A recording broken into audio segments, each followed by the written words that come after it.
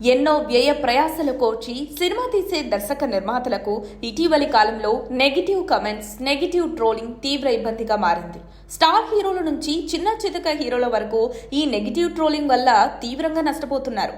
పలువురు సినీ ప్రముఖులు కూడా దీనిపై ఘాటుగా స్పందించారు కూడా.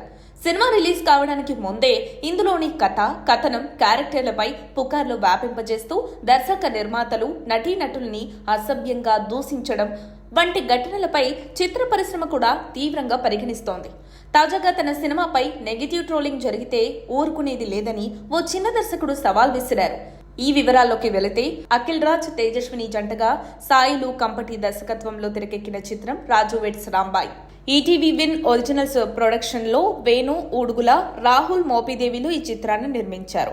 నవంబర్ 21న వరల్డ్ వైడ్ గా ప్రేక్షకుల ముందుకు రానుంది. ప్రముఖ నిర్మాతలు బన్నీవాసు, వంశీ నందిపాటిలు ఈ సినిమాను విడుదల చేస్తున్నారు. రిలీజ్ డేట్ దగ్గర పడుతుండటంతో రాజు వెడ్స్ రాంబాయి చిత్ర యూనిట్ గత కొద్ది రోజులుగా ప్రమోషనల్ కార్యక్రమాలను వేగవంతం చేసింది. తాజాగా నవంబర్ 20వ తేదీన హైదరాబాద్ లో రాజు వెడ్స్ రాంబాయి మాస్ బరాత్ పేరిట ప్రీ రిలీజ్ ఈవెంట్ నిర్వహించారు.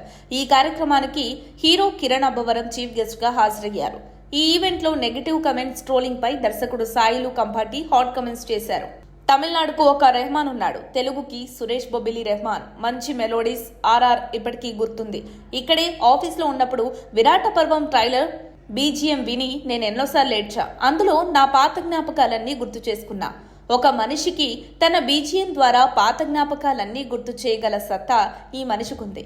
ఆర్ఆర్లో నువ్వు తోపు, నీ టైం స్టార్ట్ అయింది, కొడితే కుంభస్థలం అంతే, నెలకొకటి కొట్టుకో. ఇక్కడంతా పెద్ద పెద్దోళ్ళు ఉన్నారు, వాళ్ళందరికీ థ్యాంక్స్.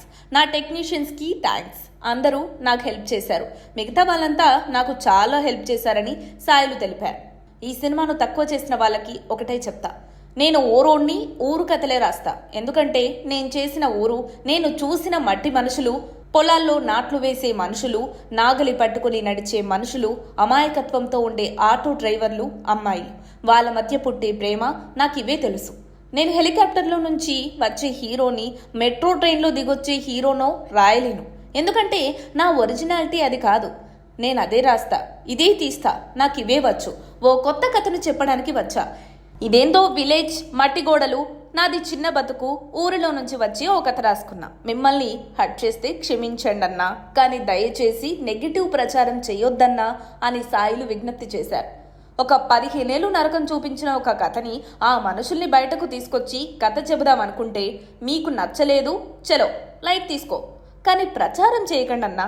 చిన్న సినిమా, కానీ నేను పెద్ద ఎమోషన్ గురించి చెప్దామనుకున్నా. మిమ్మల్ని హర్ట్ చేస్తే క్షమించండి, దయచేసి నెగిటివ్ టాక్ తీసుకురావద్దు. సినిమాకు 21వ తారీఖున నెగిటివ్ టాక్ వస్తే అమీర్పేట సెంటర్లో కడ్రాయతో ఉరుకుతా. ఇంత కాన్ఫిడెంట్గా చెప్తున్నానంటే దయచేసి అర్థం చేసుకోండి. నా లెక్కనే సినిమా కూడా మట్టి వాసన తెలిసిన మంచి మనిషి. సినిమా అన్నింటినీ ఇస్తుంది, ఏం కావాలో అందరినీ తీసుకొస్తుంది. కిరణ్ అన్న థ్యాంక్స్.